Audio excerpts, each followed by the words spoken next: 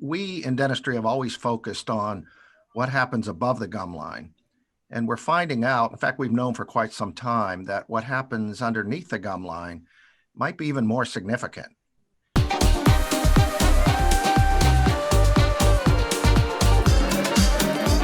People can have disease, chronic gum disease, and not even know it.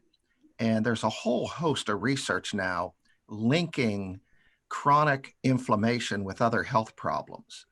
And that's why I think dentistry really needs to kind of step back for a second and kind of resign from the oral hygiene police and realize we actually can play a role in patients' overall wellness.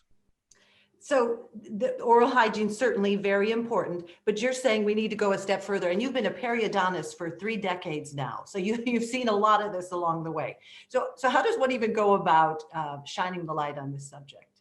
Well, that's a nice way to put it too. And that's what has to happen is you have to be checked to determine if there are any below the gum line issues. And then indeed, a dental professional can help get those to most rapidly resolve. The whole oral hygiene thing, yes, is significant, but oral hygiene isn't treatment for existing under the gum problems, but rather it's part of the strategy to preserve the health once it's been achieved.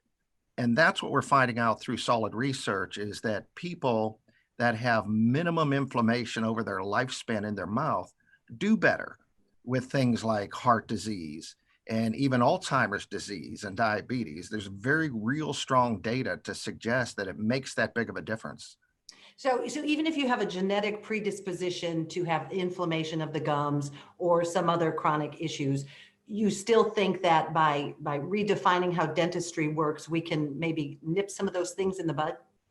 Well, I as a start, at least if dentistry starts paying a little bit more attention to the fact that instead of making sure a patient's using waxed or unwaxed floss, that we try and determine, does the patient have any risk factors for these affected conditions?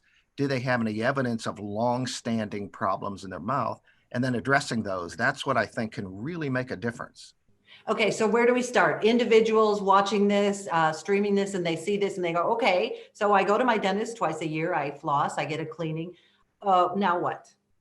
Yeah, the most important thing, and I think it has to be patient-driven, is you need to ask. You need to ask your dental professional, hey, do I have any issues underneath my gum line? Everyone's tremendously familiar with getting your teeth clean, making sure they look nice, patients saying, oh, I could tell it was time to get a cleaning. The real critical question is, hey, is there anything going on that I don't know about underneath my gum? And if so, that's when the dental professional has the ability to look at what your particular risk factors are, what the tie-ins are potentially with your overall health, and really make a difference in your long-term wellness. And go above the gum line is maybe how we dub this, right? Take a closer look at redefining dentistry.